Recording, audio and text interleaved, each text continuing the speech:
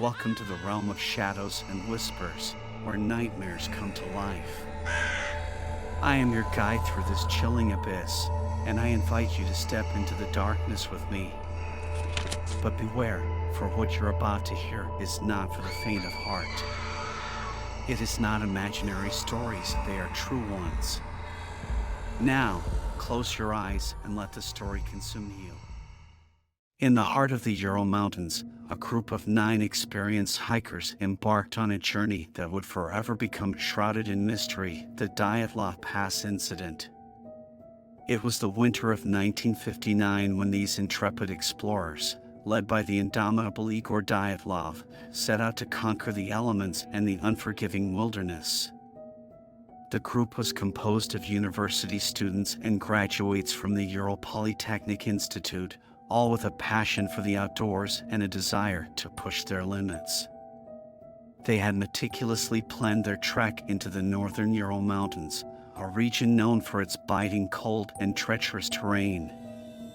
The journey began on January 23, 1959, as the group departed from the small industrial city of Sverdlovsk, now known as Ekaterinburg. Their goal was to reach Otorten, a remote mountain in the northern Urals, and then make their way back.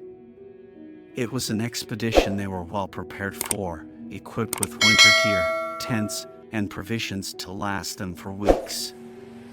For several days, the hikers made steady progress, recording their experiences in a diary. The frigid temperatures and blustery winds tested their resolve, but their spirits remained high. They set up their base camp on the slopes of Kholat Syakhl, a mountain translating to Dead Mountain in the local Mansi language, a name that would later take on eerie significance. On February 1st, something inexplicable and terrifying occurred. The group, now at the base of Kholat Syakhl, made their final camp for the night. It would be their last. The chilling events of that night would forever remain a macabre enigma. Their tent was found torn open from the inside, as if a frenzied panic had gripped them. All their belongings, including shoes and warm clothing, were left behind. It was as though they had fled in terror, barefoot, into the bone-chilling cold.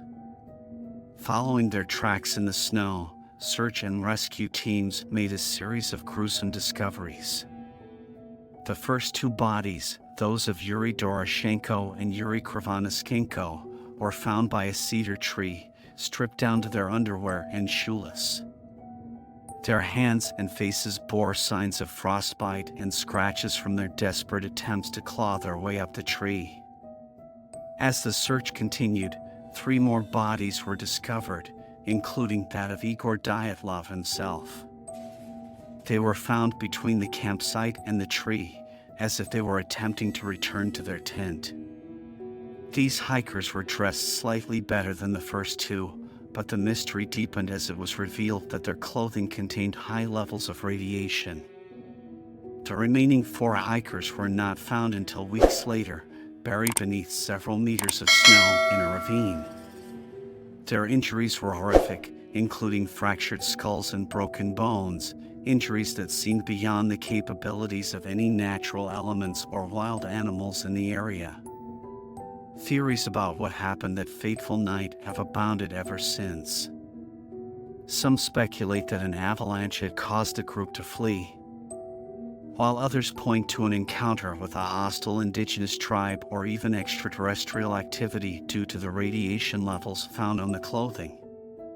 The Soviet authorities ultimately concluded that an unknown compelling force had caused the deaths. To this day, the Dyatlov Pass Incident remains one of the most chilling unsolved mysteries in the annals of exploration and has captured the imagination of conspiracy theorists, adventurers, and paranormal enthusiasts alike. The tragic fate of those 9 hikers on that desolate mountainside continues to haunt those who dare to venture into the unforgiving Ural wilderness, forever preserving the mystery of the Dyatlov Pass.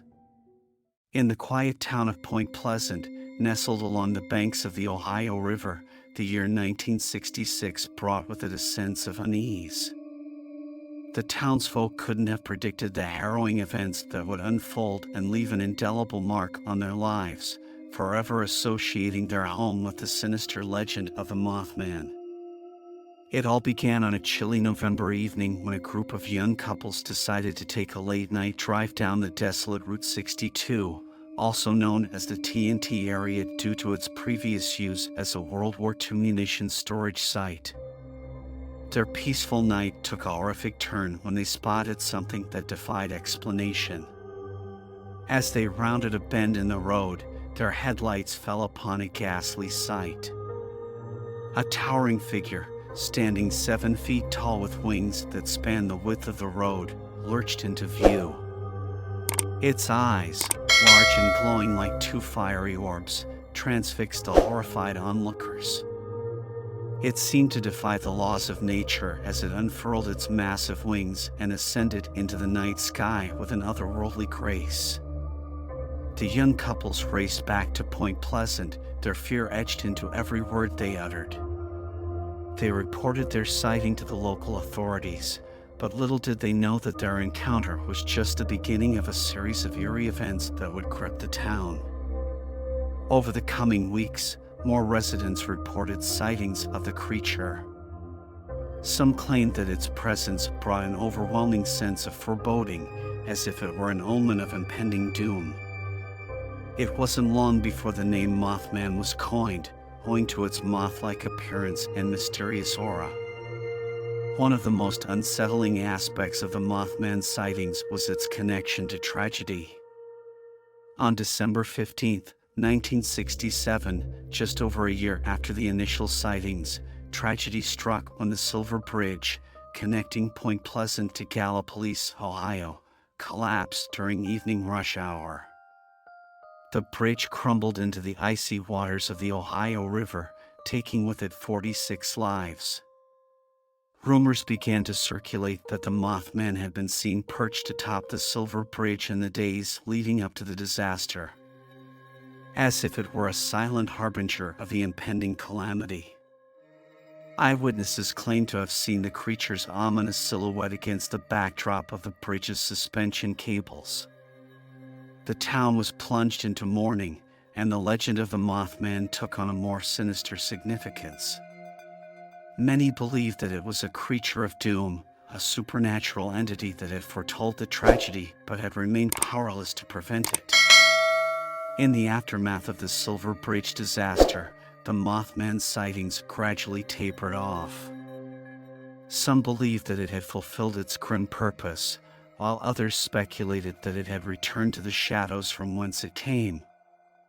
The legend of the Mothman, however, would never fade from the collective memory of Point Pleasant.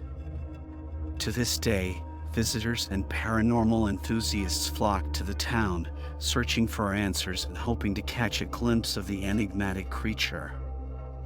Point Pleasant, once a tranquil riverside community, is forever marked by the eerie specter of the Mothman, a reminder that in the darkest corners of our world, mysteries and terrors beyond our understanding may lurk, waiting to reveal themselves when we least expect it.